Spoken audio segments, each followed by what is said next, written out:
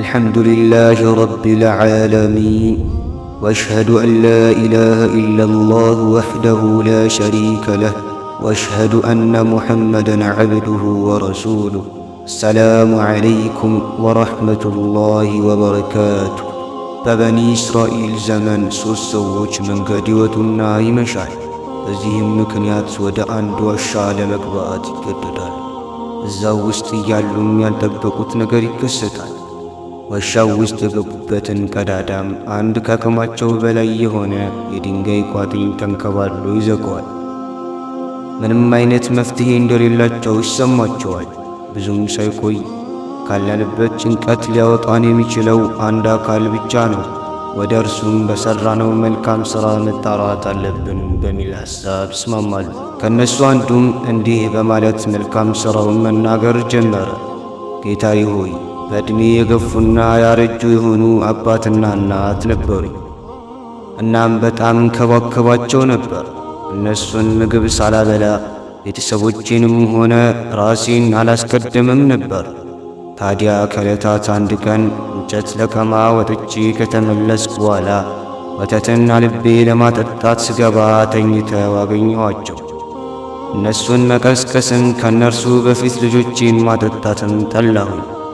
ልጆቼ ከእግሬ ስር እየተንጫጩ መንቃታቸውን እየተጠባበቅኩኝ ጎህ ቀደደች። ይህን ጊዜ ነቁና ወተታቸውን አጠጣው። አላሁመ ይህንን ላንተ ብዬ ያደረግኩ እንደሆን ካለንበት ጭንቀት አውጣን በማለት ተጣራ። ይህን ጊዜ የሚያስገርም ነገር ተመለከቱ። ቋጥኙ በራሱ ጊዜ ፈቀቅ አለ።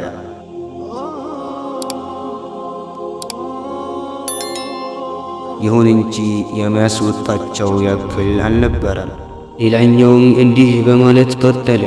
ጌታዬ ሆይ፣ አንዲት ውብ የሆነች ያጎት ልጅ ነበረች። አንድ ወንድ ሴትን ከሚወዳት በላይ እወዳት ነበር። እናም ራሷን በሐራም እንድትሰጠኝ ጠየቅኳት። እሷም ፈቃደኛ አልነበረችም። ብዙ የችግር ዓመታትን ካሳለፈች በኋላ ችግሩ ሲበረታባት ወደ እኔ መጣች። እኔም 120 ዲናር ሰጥቼ ከዚህ በፊት የጠየቅኳትን እንድታሰብበት ነገርኳት። እሷም ችግር ላይ ስለነበረች ተስማማች። ሁሉም ነገር ተመቻችቶ በተጠጋኋትም ጊዜ አንዲትን ቃል ተናገረች። ተቂላህ አለች። እርሷም ከሰዎች ሁላ ወደ እኔ የተወደደች ከመሆኗም ጋር ከሷ ዘወራል። የሰጧትንም ተውኩላትና እንድትሄድ አደረግ። ጌታዬ ሆይ፣ ይህንን መልካም ሥራ ላንተ ብዬ ያደረግኩት እንደሆን ካለንበት ጭንቀት አውጣን በማለት ተጣራ። ያ ትልቅ የድንጋይ ቋጥኝ በድጋሚ ፈቀቅ አለ። ሆኖም ግን ሊያስወጣቸው የሚችል አልነበረም። የመጨረሻውም ቀጠለ። ጌታዬ ሆይ፣ እኔ ከስሬ ብዙ የሆኑ ሠራተኞችን ቀጥሬ ነበር። ጊዜያቸው በደረሰም ጊዜ ከአንድ ሰው በስተቀር ደሞዛቸውን በሚገባ ሰጥቼ ሸኘዋል። ይህ ሰው ደሞዙን ሳይቀበል ነበር የሄደው። ገንዘቡም ብዙ ንብረት እስከሚሆን ድረስ አካበትኩለት። ከዓመታት በኋላም ወደ እኔ መጣ።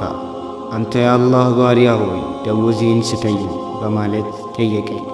እኔም ይህ የምታያቸው ግመል፣ ከብት፣ በግና ፍየል ከነጠባቂው ያንተ ናቸው አልኩት። እሱም እባክህ አትቀልድብኝ አለ። እኔም ቀልድ እንዳልሆነ አስረድቼው ከእነርሱ አንድም ሳያስቀር ይዞ ሄደ። ያ አላህ፣ ይህንን መልካም ሥራ ላንተ ብዬ የሠራሁት እንደሆን ካለንበት ጭንቀት አውጣን በማለት ተጣራ። የገቡበትን ቀዳዳ ሙሉ ለሙሉ ክፍት ሆኖ በሰላም ወጥተው ሄዱ። ሱብሓነከ አላሁመ ወቢሐምዲክ አሽሀዱ አን ላ ኢላሃ ኢላ አንት አስተግፊሩከ ወአቱቡ ኢለይክ።